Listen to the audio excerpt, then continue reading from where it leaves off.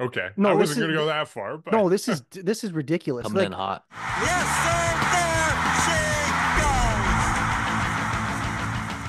hello and welcome to episode 297 of section 138. I'm your host, Mark Colley, as always, joined by Bryson and Jacob. We've got the three of us back together today. We don't have Josh, he's unavailable for today's podcast, but we've got lots of stuff to talk about. Vladimir Guerrero Jr.'s arbitration is officially behind us. We'll talk about that and more. Bryson, Jacob, how are you guys? Doing good. It's good to have you back, Mark. It's been a while, and I know it's been a while since it's been us three alone recording. So that's also great for us to see. But I mean, yeah, you talked about it. It seems like throughout the last week, this has kind of been dominating the news cycle for this team, just because, unfortunately, and this is pretty much stating the obvious, there hasn't been a lot to talk about this offseason, especially after December. So it kind of took the news by storm this week. We have the ruling, of course, Vladdy was victorious an arbitration hearing, and we still await to see if anything else is going to come before spring training starts in a couple of weeks. I know it's been one of the quietest off seasons I think in at least recent memory. And it's I mean, we'll get into this and we've discussed this a lot throughout the off season, but this is just a very disappointing off season. And it's tough because you mentioned spring training starts in a couple of weeks. Pitchers and catchers report is coming very, very quickly. And I've seen a lot of people say they're not even really excited. And the fact that like the biggest news I think that we have is that Guerrero wins his arbitration is like, how hyped really can you get for this season? But regardless, happy to be back. It's funny how I feel like whenever we criticize the team, we do better, at least, views wise and interactions wise. So maybe it's a good thing, but let's just get right into it. All right. So Vladdy, Blue Jays, the arbiter goes with the 19.9 that Vladdy filed at instead of the 18.05 million that the Blue Jays filed at. Um, I mean, there's no world in which this is a good thing for the Blue Jays, right? Like this is I mean, congrats to Vladdy for getting paid. If you think that his off-season videos and pictures and the weight loss that he's put in play a role in that, congrats, he deserved it. For the Blue Jays long term, if we're talking extensions, if we're talking trying to lock Vladdy up and avoid him hitting free agency or even in free agency, maintaining a good relationship, like there's no world in which this is a good thing, right? This is terrible. Like, and I'm looking at it right here. Wow. Okay. I No, wasn't going to go that far, but no, this is ridiculous. Coming in Like, hot. look what they did with Bichette last season, the 3-year contract to get rid of the arbitration years. Good thing, whatever, fine. It's only 3 years, not the 11 years that half these young players are getting. But Guerrero wanted 19.9 million. Okay, fair. Blue Jays wanted to give him 18.05. You couldn't agree to like that. Like, okay, it's a little bit more than a million. Like you couldn't agree on two I extra should million note, like, dollars. that's what they filed at. They may have been Mm-hmm. negotiating at more extreme, Yeah. like maybe it was 16 million and 23 million or something that they were negotiating at, and then they came closer when they were filing. No, okay, that's fair. But I still, if you're that close, like I know this isn't nickel and diming because it's obviously a lot more money than that, and they're not trying to squeeze out like an extra 200,000 so that they can spend somewhere else. But this is one of your key players. Like I know there was a tweet, I can't remember who tweeted it yesterday or a couple days ago, saying that Bo Bichette's the true leader or face of this franchise, not Vladimir Guerrero Jr., but he's still a key player. And the fact that you had to go to arbitration, the fact that you lost it, like I don't care if they won or lost the arbitration. I think it's better that he gets paid long term. So I guess the better of the two outcomes. But the fact that you go to arbitration to me is ridiculous. Like you should pay some of your key players. And yes, he's had an up and down career. Yes, he's looks good every offseason and then hits like 260 with 30 home runs. And everyone's like, it's a down season. But this cannot happen. You cannot go to arbitration. And I'm baffled the fact that like this is an off season where like the biggest news I think going into this or before that was like you signed Kevin Kiermaier back. No, no disrespect to Kevin Kiermaier. I'm very happy that he's back, but like this has been a completely dead off season and you can't even lock up a player like this. Like you give George Springer all this money, you give Gosman all this money, you give all these players all this money. Then when it comes to retaining a player, you have to go to arbitration. Like I'm not happy about this and it does worry me. I'm not going to sit here and say that like, yeah, he's not coming back once he hits free agency, he's dipping. I wouldn't argue that at least right now, but it is very concerning that like this front office works so hard, builds a team around these players, and then they're struggling to even keep them around. Yeah, I mean, I think it's safe to say at this point now, the whole long-term deal type of thing, it kind of seems like it's not going to happen until or after Vladdy hits free agency. It seems like this is more likely now that he will be going to free agency. And yeah, I mean, it doesn't go for the Blue Jays' favor in any means because, of course, I guess, obviously they're going to be paying more money for him now. And then, second of all, is that they actually went to arbitration hearing. And we know the whole history of this is that, the outcome of arbitration doesn't exactly necessarily mean it's a good thing. It usually turns out to be a bad thing. I know last year Corbin Burns was one of them. And then look what happened now a season later, he's been traded and he's on the Orioles, unfortunately. So it's we've seen this through time through previous players, and we've seen this throughout the league is that this never turns out to be a good thing. So who knows how? Obviously, Vladdy won, but who knows how how this went in terms of how much the Blue Jays were I guess criticizing or saying why Vladdy didn't deserve that money, and then who knows how much Vladdy is going to take that personally. So I don't know. Regardless, the other thing I wanted to say was that I understand that the videos that he posts maybe get people excited. Maybe not everybody, but a good number of people. I've heard a couple people say this now, and for me it makes even more sense now that the more that I think about this is that these are the way professional athletes are supposed to look. So why are we giving them flowers for being in the best shape of their life? I've never, I've kind of started to believe that also more throughout the last couple of years. And I think we're seeing the same thing with Manoah. And I know Manoah's in a different situation, but he's also sharing videos like this. So I've never understood why there needs to be so much hype around that type of stuff in those circumstances. But of course, I mean, if it's going to get them in terms of mentally ready or more motivated, then I guess we're all for it. But I mean, that's just the one thing I've started to notice throughout the last couple of years. And I still don't understand why or what the purpose is. And of course, Mark, I remember you always say this is that we're at the point of the offseason now where it's ending and then where spring training begins, where everyone talks about how everyone's in the best shape of their life. And I know that's your favorite saying. So definitely just added to the list in terms of the way the offseason's gone for this team. I know, it appears that they're still trying to do stuff here and there, but there's been a lot of guys that they've missed out on who they've wanted. And it hasn't been enough when you look at it. And then, of course, when you look at the entire AL East, and we talked about this a lot in the last episode, each team has done something rather, a lot of teams have done stuff significant.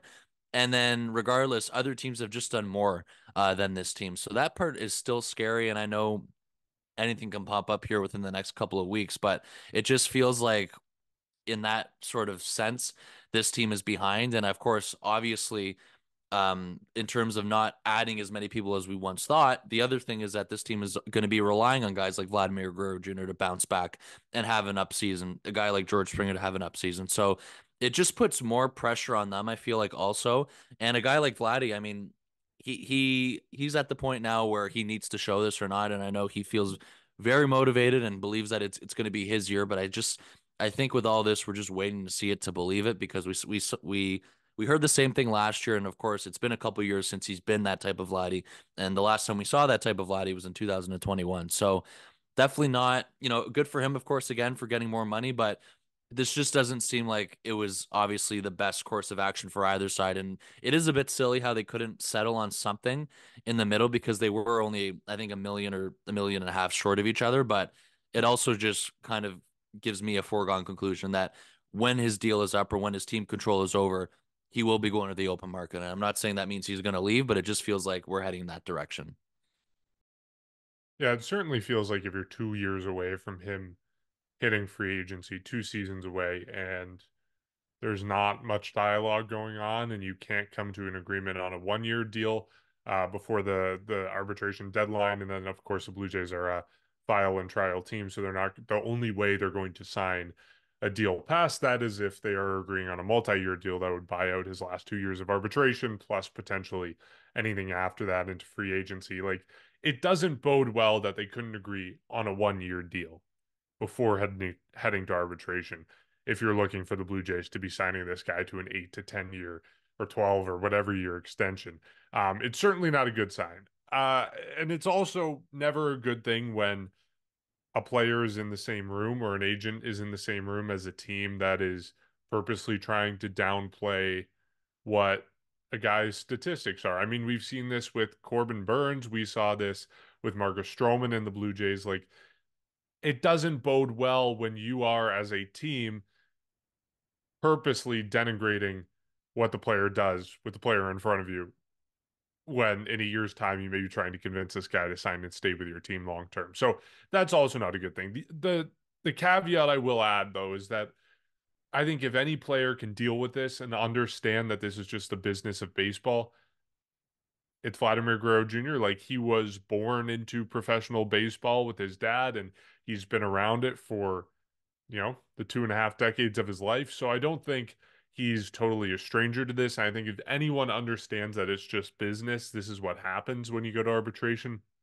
It is Vladdy.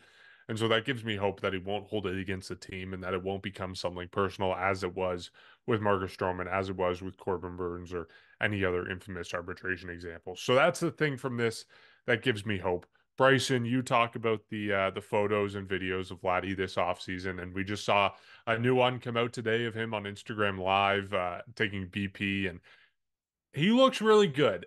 And I understand that you may not get super excited about it. I am thrilled looking at it. I mean, like, how can Wow. it, maybe not thrilled, it's just it it seems to indicate that he will do something in 2024. Like, it seems to be a pretty clear-cut sign that not only has he put in the work, but he is motivated to have a bounce back season. And like, this is, I I know the comparison that's going to come to mind is 2021 and the offseason he had going into 2020 and then the season he had in 2021.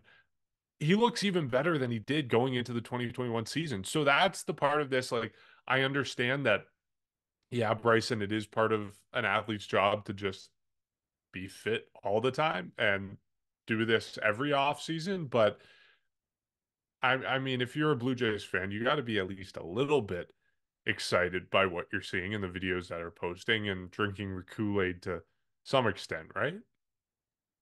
Um, like I'm excited, but at the same time, it's like this team still does need to be better. Like they Okay, needed to yes. make But acquisitions. I'm not talking big picture. Like, Yeah, there are shortcomings this team has had this offseason. Vladdy specific, this is a good thing, right? I don't want to be a pessimist, but I'll believe it when I Sell see us. it. Sell it. Oh. Really? No, I was gonna say I'll believe it when I see it. Would Like, you would you rather Vladdy not be posting any workout videos or be posting workout videos and have him look the exact same way that he looked on July 23rd, 2023? Like, is that what you would prefer? no, that's not even like I'm happy he's posting this. I was watching the stream all morning. Um, like completely Were you unrelated. dissecting his swing? What'd you think? No, I was dissecting his music choices. That was questionable. But anyways, like I guess just my worry is this is like off season, I guess 2 or 3 in a row where I'm like, okay, I guess yeah, going into 2022, going into last season. So like I guess the third off season where I'm like, he needs to show up. And to some extent he has, and to some extent he hasn't. So I'm like, you're gonna put all this work in. I respect it. Don't get me wrong. I'm all for it. I want to see it, but I want to see it translate into season results because as we saw last season against the Twins, this team needed offense, and what did they not get? Offense. So I'm not trying to be like a Guerrero hater because that's far from what I am, but I need to see it before the hype really gets to me. Yeah, I mean, I'm not gonna completely like try and say there wasn't offense because we just know like there was in terms of they can get on base, they Yeah, can there was hit base one run in hits. 18 innings. Yeah, I know. And then all I'm saying is when it mattered most, none of them can come in. There was no power. And like you talked about those 48 hours in Minnesota.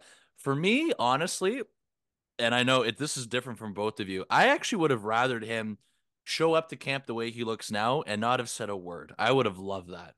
Hmm. For me, over the last couple of years, the quotes in spring training from him have definitely not exactly I would have said, it just feels like there's a lot of, old takes exposed in terms of that. Like we know the whole movie comment, but I will say last year he didn't say anything too much. He pretty much said, I learned my lesson from 2022. And then he starts off this year with being on the cover of MLB The Show and then saying how this is going to be his year. So like he went from comments to no comments, and now he's making comments again. I fear for him in that way because it hasn't worked out. And believe me, I mean, I want it to work out just like anybody else and just like you guys. I want to see 2021 Vladdy again. That's what this team needs. It was what the team was missing last year. And again, based off this roster right now, it feels like there is no choice but for that to happen if this team wants to be better than last year, or else there's probably going to be a lot of similarities. And then who knows where this team is going to go in terms of that with the rest of the AL East. So I get it. His swing might look good in the cage. It might look good in the cage. Jacob, you might not like the music, but at the end of the day, for me, I still got to see him, of course. I know spring training games we try not to judge, but you got to see him perform in April and May. I got to give him at least a couple of months to try and sell me the other way. And I know he had a good start last year. He did, but then after April, it kind of just tailed off. And we saw a lot of the same things that we saw in 2022, which were a lot of strikeouts, a lot of swing and miss, and then a lot of ground balls. That was the most part. I mean, the double plays last year, and this was a team whole issue thing. It was out of control. And it's got to be something where we don't get to that point again. There needs to be more excitement with this offense, and we've talked about this. So it starts with him at the top of the order and everything like that. I guess he looks good now, but I am holding my breath. And the same thing goes for a guy like Manoah. And again, I know he's in a completely different situation, but those two seem to be the ones that are posting the most videos. So I hope it all works out for him. And I hope if he has a really good season, Vladdy, I hope he's a Blue Jay also for the rest of his career. Because of course, if we get to that stage of Vladdy consistently, there's no reason why he won't be. So I think that's what this team really needs. And at this point, I just think majority of this fan base and even the baseball world themselves need to see it to believe it, unfortunately. Yeah, and I'm not counting the chickens before they hatch. Like, I'm not saying that this is going to be a huge season. It's just these videos do seem to me to at least indicate a little bit of evidence towards that direction. And so the results are going to be the results, and that's the only thing that can prove this. But the fact that he's posting those videos, the fact that he looks as good as he looks, I think it points towards a better season than last year or 2022, and perhaps a little bit more like 2021. Maybe not quite to that extent. Maybe we're not looking at 48 home runs, but I think it may be closer to that than it was in 2022 or 2023. But it's certainly going to be one of those storylines that we follow in spring training, and another one of the big storylines that we follow alongside Alek Manoah's return and whether he can recapture some of his magic is Yariel Rodriguez. And we haven't really had the opportunity to talk about this on this podcast. I understand you guys talked about it a little bit last episode, but the deal is official now, 5 years, $32 million, and some weird both team and player options for the fifth year, I think. Didn't totally understand what was going on there. Didn't look into it that much. But basically, the Blue Jays, it seems, want this guy to be a starter. It seems like that is the way they lean with him. And, he hasn't pitched in a year. He hasn't pitched since the 2023 World Baseball Classic. So we'll see what the Blue Jays get. But I do think, at least in the early days of spring, it's going to be one of the most watched things of camp for the Blue Jays is how they are going to use him. Do they try to stretch him out? Do they stick him right away in the bullpen? Do they say that they're interested in him in the rotation? Did he start the season in AAA as a starter to get his feet wet? Like, how do they use Yariel Rodriguez is going to be one of the most interesting storylines of the spring. And I do think he has a potential to be a very big impact arm for the Blue Jays this season. Well, see, it's interesting about the rotation because like they have a rotation. They have, obviously Gosman, Barrios, Bassett, Kikuchi, They have four Manoa. guaranteed starters. Okay, fair enough. I'm not And gonna. guaranteed, any one Yeah. of them's going Okay. to get Yeah. injured and you're screwed. I guess Fair. just where I'm thinking is like if you want him to be a starter, that's fine. Most likely means minors for the majority of the season, or maybe the majority of the season's the wrong word, but like if they're going to want him stretched out, he's going to have to be in the minors unless something happens. Obviously, Manoa is not a guarantee. They got very lucky last season when they had those four that like I can't remember the exact stats off the top of my head, but like their four, like the top four of their rotation were like leading the league in like innings pitched, all that type of stuff. So like you can't bank on that as great as it would be to happen again. But yeah, we'll see him a lot in the spring. I think that's fair to say. We'll see a lot, especially in the early days, a lot of those players that aren't necessarily regulars getting a lot of reps in, a lot of innings at bats, etc. But if he does want to pitch as a starter, most likely he'll, I think, spend a lot of the season in the minors. And next season, it is a 5-year contract. So next season, going into 2025, different story. Kikuchi's a free agent. Bassett he's there for next season, but after that, he's a free agent. They do have Tiedemann in the farm, but what I'm getting at is like this season, the rotation is almost entirely set, but after that, it's not set by any means, or at least in full. So I don't think we'll see a ton of him this season unless we need to, but it is an interesting choice. Yeah, I'm more on the other way. I think he's going to be in the majors, and I think he's going to be in this bullpen, barring any other setbacks. Of course, there is going to be the chance for him to stretch out in the spring. It a lot of it is definitely. I agree with you. It's going to depend on Manoah. Like it feels like as much as it's not guaranteed and he still needs to prove everything, I think it's his job to lose again in terms of if he's not, if it's anything like last year, it's not going to work out for him. But of course, if he shows signs of an improvement, everything like that in spring training, there's no reason why it won't be Alek Manoah's spot, despite what we saw last year and everything like that, and kind of how everything ended last year. So I think for me, in my opinion, the sense I get from this with Yariel Rodriguez is that the whole stretching out to be a starter thing might not, it doesn't necessarily need to be right away because of course this is a 5-year deal that they can work with. And Jacob, like you said, in a couple years, as much as this rotation's locked up for the short term, of course, longer term it won't be, and that's obviously that's an obvious thing, of course. So I think that's the way it'll go with him, of course, barring any other setbacks. But of course, you make a good point, and this is also something that we need to be prepared for, is that it feels very rare that they are going to be as healthy in terms of the starting rotation as they were last year, because last year, again, was definitely something where you don't see that too often. And there was a lot of pitchers on this team who pitched a lot of innings, starting with Kevin Gosman and, of course, Chris Bassett as well. So it's good to have depth. There's definitely more starting pitching depth than there was last year. So they definitely are more prepared for something if something ever does happen and throughout the year or even in spring training. So if in a perfect world coming out of the spring and assuming Manoah gets that fifth spot, I do think Rodriguez will be out of the bullpen. And I think again, there's going to be an opportunity for him at some point. And maybe we will see it this year, or maybe it's stretched out, maybe as more of like a guy that can go 3 to 4 innings and it's not completely, 5 or 6. I think there's a lot of options where you can work with Rodriguez based off of his stuff. And I know, like you guys were talking about, or what you said, Mark, he didn't pitch a lot last year. It was more in the World Baseball Classic. So they obviously invested a lot of money into him in terms of one of the top free agent signings internationally, of course, throughout the winter. And his stuff looked really good in terms of where he was a couple years ago when he was pitching in Japan. So everything looks good in terms of that. He's got to translate it towards the major leagues. He's going to get a ton of opportunities in spring training. He's probably going to be a guy that you see a ton throughout that process as well. And he's got a lot of different options in terms of if he's going to be a short-term guy out of the bullpen, if he's going to be a bulk guy, or even if he does have the chance to build up to be a starter at some point, even if it's this year coming up or if it's down the road in the future. To me, it doesn't really seem like the Blue Jays have a choice on whether to stretch him out or not. Like, they don't have starting depth. They have 5 starters, one of Not a whom ton.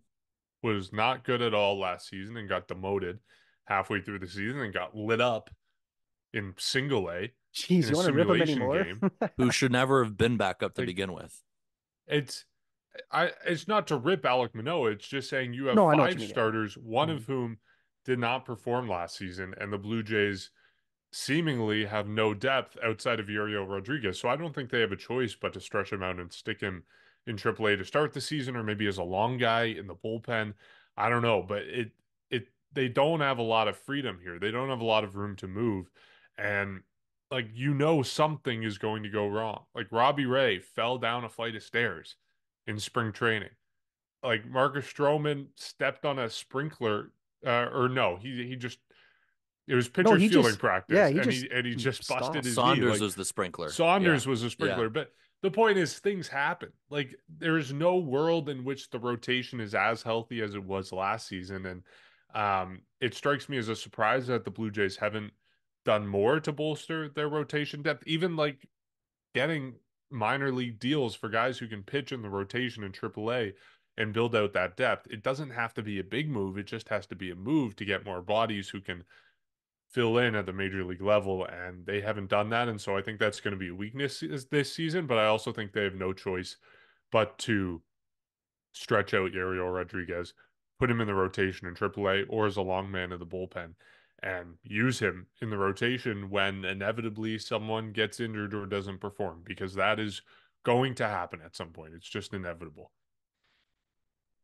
Yeah, it makes sense. And I mean, like you said, like this isn't a short-term deal. Like this is completely different situation, but like the whole Varsho thing, these are long-term like investments. So maybe year one doesn't work out, but like this is more of something for the, the foreseeable future. So especially like I mean, who knows what happens, but I don't know if Kikuchi comes back next season, so there's a spot.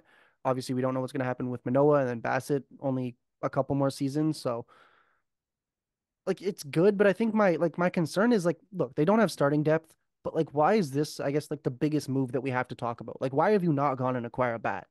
Like, and I don't want to like just change topics completely. If you want to keep going on We this, got that's Justin fine. Turner. Again, why didn't you go get a big bat? No, don't get me wrong. I'm excited about that, but like it's concerning because the offense was the issue and they really haven't done much on that. Yeah, I mean, I get it. I'm with you on that. Like it's nothing against Rodriguez. It's nothing against Justin Turner. Like both are a great ad. And of course, Turner still, I think it was 20 home runs he hit last year. So he still has power here and there. So I get it on that part with you in terms of that. There definitely should have been more. It felt like they were trying a lot, and there's still, again, there might be room for more, but with Rodriguez, either way, I think it's definitely something where he can impact the team in multiple different roles, and he's going to have to be ready for that. And I think you are right with that, Mark. Like if regardless if he starts in the bullpen or if he starts in AAA, if he is in the bullpen, like he's going to be stretched out to a point where he can go multiple innings as a bulk guy. In terms of just, and of course we need to see everything play out and everything like that. But if you look on it on paper right now, for me that makes the most sense. And of course, outside of that, outside of him in the rotation, of course, with the uncertainties of Manoa, you don't really have, like you were saying, as much as there's more depth than there was last year, there's still not a lot of depth. And I think outside of that, you still have it's Ricky Tiedemann for sure, but unfortunately for Tiedemann, he still hasn't even gone through a year where he's been healthy for the entire thing. Of course, last year he was set back for a couple of months, and there was even the talk where if everything went according to plan for him and he wasn't injured, maybe he would have had a shot last year. So maybe we'll see that door open this year at some point. It doesn't feel like it's a thing that they're going to rush once again because there's still lots of stuff that he's got to work through in terms of his development. And I'm sure he's going to be another guy that you see a ton throughout the spring. But outside of him as well, who is still, we're not exactly at the point where he's ready. Other guys that are ready in terms of starters, you don't really have a lot of that. I mean, if you just look at where things stand. It's Bowden Francis is an option, but he was more of the bullpen guy last year, and he was a bulk guy in certain situations where he would only pitch a couple of innings. And of course, Mitch White is still hanging around in the system. So I mean, that kind of just says it all, with all due respect to Mitch White, in terms of the amount of depth that there is there. There's a lot that has to go right, of course, again, it feels like. And Rodriguez is going to be somebody who's going to be an impact. If it's not an opening day, it's going to be throughout the year. You're going to see a lot of him, it feels like. And again, the good part about it is he's got multiple different roles that he can play for or pitch for this team. Okay, you guys mentioned the need to get a bat, and the Blue Jays apparently seem to still be in, perhaps, on Cody Bellinger. It's been a seesaw of emotions this offseason, but Jeff Passan, he was on an ESPN radio show a couple days ago, and he said, quote, "I just feel like the Toronto Blue Jays need Cody Bellinger more than the Cubs do." So that doesn't tell you whether the Blue Jays are in on him, but Jeff Passan, a very well-informed guy, perhaps the most well-informed guy in the baseball world, seems to believe that the Blue Jays feel a sense of urgency to get someone like Cody Bellinger. I mean, I feel I, that like, oh, yeah, yeah. What, like, where do you stand? Like, are you back in on the Blue Jays and Bellinger? Are you completely out? And keep in mind, like, we're like a week away from pitchers and mhm. catchers reporting. So, We're pretty close. Well, no, like I'd like him to be on this team, but here's the thing. Where does he fit? Like you wanted the way I'm thinking, oh, okay, I mean, everywhere. Put it like For me, it's more what do you about the mean, where asking does he price. fit? Yeah, I guess just Yeah, what do you mean by that? Where does he well, fit? do You you think stick him in like center field. Kevin Kiermaier is your fourth outfielder, like, or I Dalton Varsho is your fourth. I'll Like be honest, like I think either of those I guys, think you know. Bellinger's better offensively than both of those. But I like Kevin Kiermaier in the bottom of Yeah. the order. I don't move him.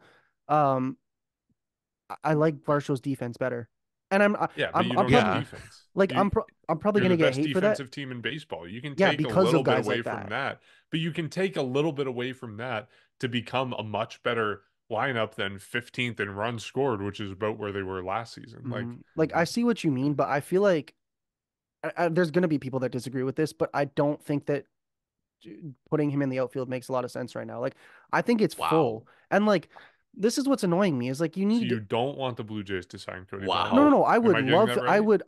I would love for Cody Bellinger to be a Blue Jay. I just don't It know doesn't sound like it. if it makes the most Yeah, it sense doesn't. given the way the offense has transpired. I think if you're going to get a bat, The it needs to be on the offense. infield. Like let's be honest here. You mean Other defensively? It like well, yes and I'm no, because like confused what you're arguing. no, my what I'm trying to get at here is the outfield. Yes, Varsho makes me want to pull my hair out sometimes when he's at the plate, but I don't move the outfield. I don't change it. Like Springer needs to have a bounce back season. Let's be honest. Like he straight up he does. Kevin Kiermaier I thought was fine in the role he played, so I don't change the outfield. Other than I guess, well, Vladdy had like an up and down season. Bo had a good season.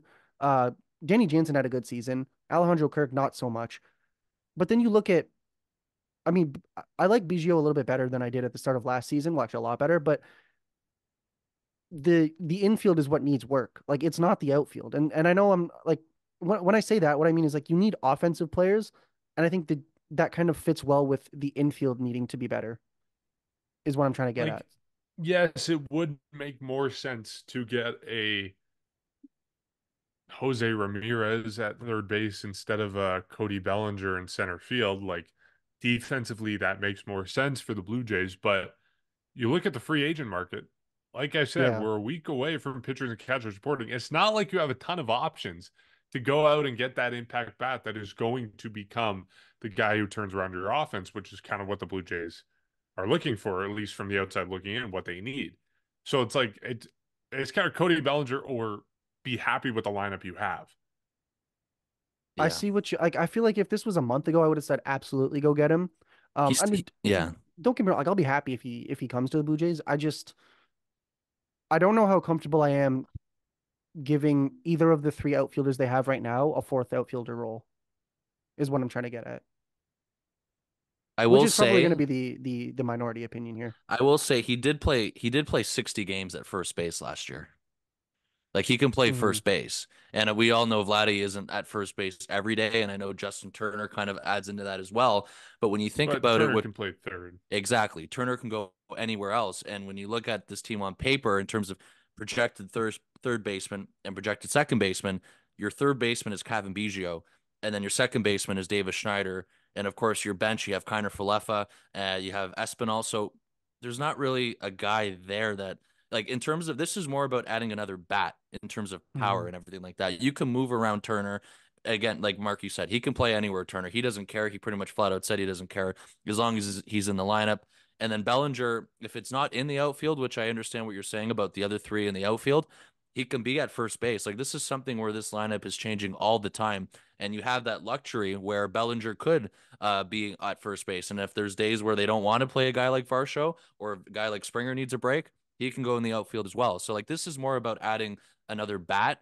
And for me, it's more about the asking price about it because I think the latest report that we got from Mark Feinsand, it was that 200 million was his asking price still, and it doesn't feel like either if it's the Blue Jays or if it's the Cubs, nobody's really budging at that right now. So you do wonder. It doesn't feel like at this point they will. It feels like there's going to have to come to a point where Bellinger might have to lower the asking price or go shorter term. And I think the fact that they're still in those sweepstakes, they're still being connected with it, it shows that they are trying. It's just obviously, especially from the Blue Jay standpoint too, that's a big asking price in terms of just adding another guy and another big deal. So I think it comes down to that part because there's uncertainties with Bellinger in terms of where he's at up and down seasons, which we talked about earlier in the offseason on this podcast. But I mean, if you look at his numbers from last year, of course, with the Cubs and even throughout the end of his time and with the Dodgers, his power has always been up there. He hits multiple home runs. He's exactly what this team needs in terms of adding more power to it. So there's more factors for me in terms of the financials than it is about his fit, because the fit is perfect in with the Blue Jays, and of course, what Jeff Passan was saying, it does feel like they need him more than the Cubs do. It's just more about finding that, I guess, that sweet spot in terms of what will it take for him to come here that doesn't involve 200 million. Yeah. Like, I don't know. For me, the fit isn't perfect, but it's more of just like, what It's a other bat. options do you have at this point? Yeah, you need a bat. It's the best bat on the market. And you figure things out defensively if you want to, if you're really motivated to fix the offense, to fix the lineup. But I will say, like, I don't know if I'm ready to believe that the Blue Jays are actually back in on Cody Bellinger.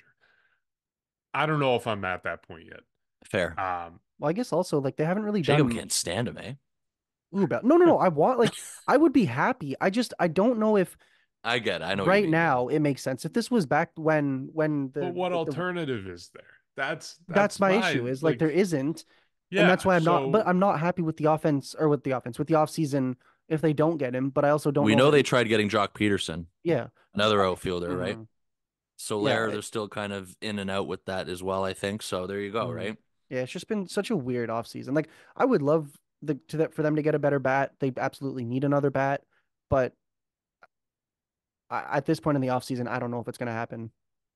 yeah, I agree with that. It I don't know if I'm totally convinced that the Blue Jays are still in on him, but in terms of like whether it makes sense for them, like they don't really have a choice. If they want another bat, Cody Bellinger is the other impact bat. Like he's the only guy left on the market at that caliber. So it's kind of just accept it and figure it out defensively if you want to go get this guy, which again, I'm not convinced the Blue Jays are at that point. But I mean, hey, like Bryce Harper signed what, a week into spring training when he signed with the Phillies. So I mean, deals like this happen. It could go on for another couple weeks, but presumably that's the latest it would go. I would assume by the start of March we have a verdict on where Cody Bellinger is going. So I don't know. It seems like Cubs or Blue Jays. I don't know if I'm ready to believe the Blue Jays are back in, but we will see. And I'm sure there's going to be lots that comes up over the next week or so as people start reporting to spring training and we start getting some of those storylines around Alek Manoah, around Yuriel Rodriguez, around Vladimir Guerrero Jr. All these things are going to start popping up, and we are attempting to be here consistently as they do. So, with that in mind, thank you for listening to this episode. As always, you can find us on YouTube. You can also find us on social media, and we hope to have Josh and all of us back next episode to talk about the start of spring training. We'll catch you then.